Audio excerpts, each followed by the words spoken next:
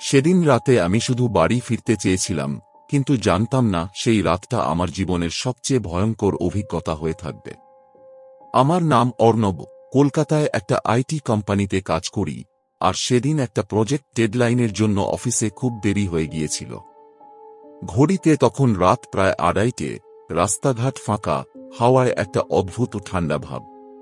আমি দ্রুত স্টেশনের দিকে হাঁটছিলাম, কারণ ভাবছিলাম হয়তো শেষ ট্রেনটা এখনো পাব। কিন্তু মনে হচ্ছিল চারপাশটা কেমন যেন অস্বাভাবিক চুপচাপ, যেন শহরটা ঘুমোচ্ছে না, বরং অপেক্ষা করছে। স্টেশনে পৌঁছে প্রথমেই আমার অদ্ভুত লাগল। পুরো প্ল্যাটফর্ম ফাঁকা, একটাও মানুষ নেই, শুধু দূরে একটা কুকুর বসে আছে আর ঝিমঝিম করছে কয়েকটা লাইট। ঘড়ির দিকে তাকিয়ে দেখি 3:13 আমি একটু অবাক হলাম, কারণ এই সময়ে সাধারণত এই লাইনে কোনো ট্রেন থাকে না। আমি ভাবছিলাম ফিরে যাব, ঠিক তখনই দূরে একটা আলো দেখা গেল।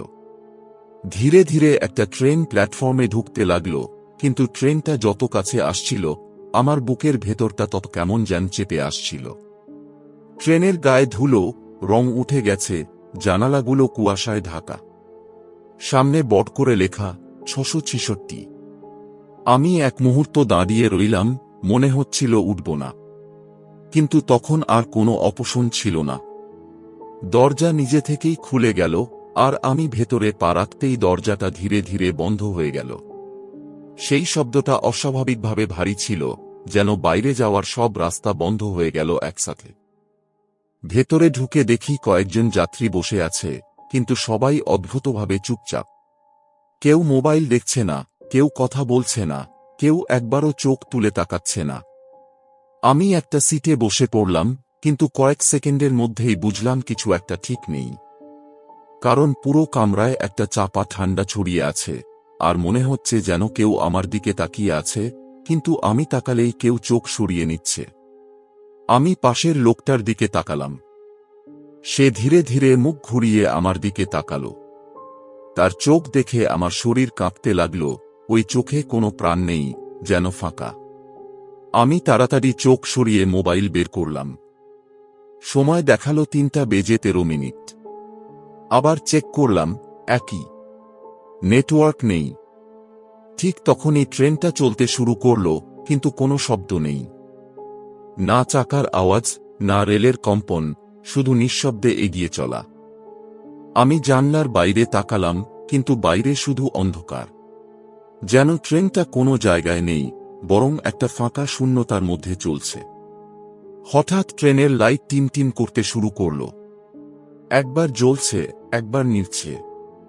এই আলো অন্ধকারের মধ্যে আমি দেখলাম, দরজার পাশে একটা মেয়ে দাঁড়িয়ে আছে। সে আমার দিকে পিঠ দিয়ে দাঁড়িয়ে, চুল ভেজা, মাটিতে লেগে আছে। আমি ভাবলাম হয়তো যাত্রী, কিন্তু কয়েক সেকেন্ড পর সে ধীরে ধীরে মাথা ঘুরালো। তার মুখ একদম ফ্যাকাশে, চোখ পুরো কালো। সে আমার দিকে তাকিয়ে হালকা একটা হাসি দিল। আমার বুকের ভেতরটা হিম হয়ে গেল।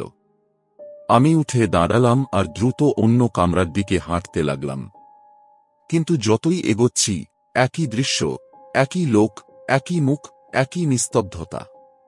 আমি বুঝতে পারছিলাম আমি ফেঁসে গেছি। আমি দরজার কাছে গিয়ে জোরে ধাক্কা দিলাম, কিন্তু দরজা খুলল না। ঠিক তখনই পেছন থেকে একটা ঠান্ডা গলা শোনা গেল, এই ট্রেন থেকে কেউ নামে না। আমি ধীরে ধীরে ঘুরে তাকালাম। সেই মেয়েটা আমার ঠিক পেছনে দাঁড়িয়ে।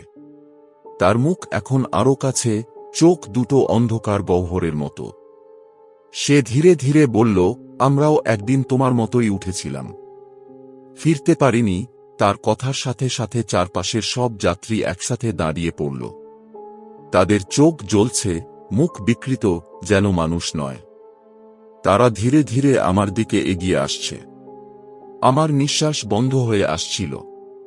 আমি পিছিয়ে যেতে লাগলাম, কিন্তু পিছনে আর জায়গা নেই। হঠাৎ ট্রেনের ভেতর ঠান্ডা হাওয়া বইতে লাগল।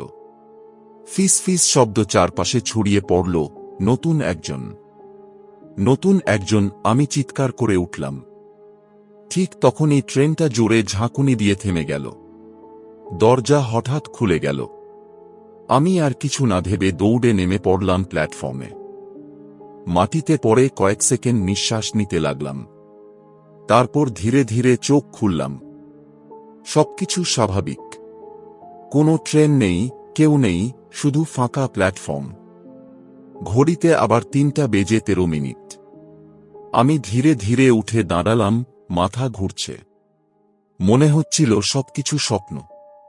কিন্তু যাওয়ার আগে আমার চোখ পড়ল একটা পুরনো বোর্ডে। সেখানে লেখা, এই লাইনে কয়েক বছর আগে রাত 3:13 ভয়াবহ ট্রেন দুর্ঘটনা ঘটে। সব যাত্রী ঘটনাস্থলেই মারা যায়। আমার হাত ঠান্ডা হয়ে গেল। কারণ আমি জানি, আমি যেটাতে উঠেছিলাম সেটা কোনো সাধারণ ট্রেন ছিল না। সেটা ছিল সেই ট্রেন, মৃতদের ট্রেন। আর হয়তো আজও প্রতি রাত 3:13 সেটা আসে, নতুন কাউকে নিতে। তোমার যদি গল্পটা ভালো লেগে থাকে তাহলে অবশ্যই আমার চ্যানেলকে সাবস্ক্রাইব করে ভিডিওটাকে লাইক করে আমার পাশে থেকেও। দেখা হচ্ছে নেক্সট ভিডিওতে। সূত্র থেকেও ভালো থেকো।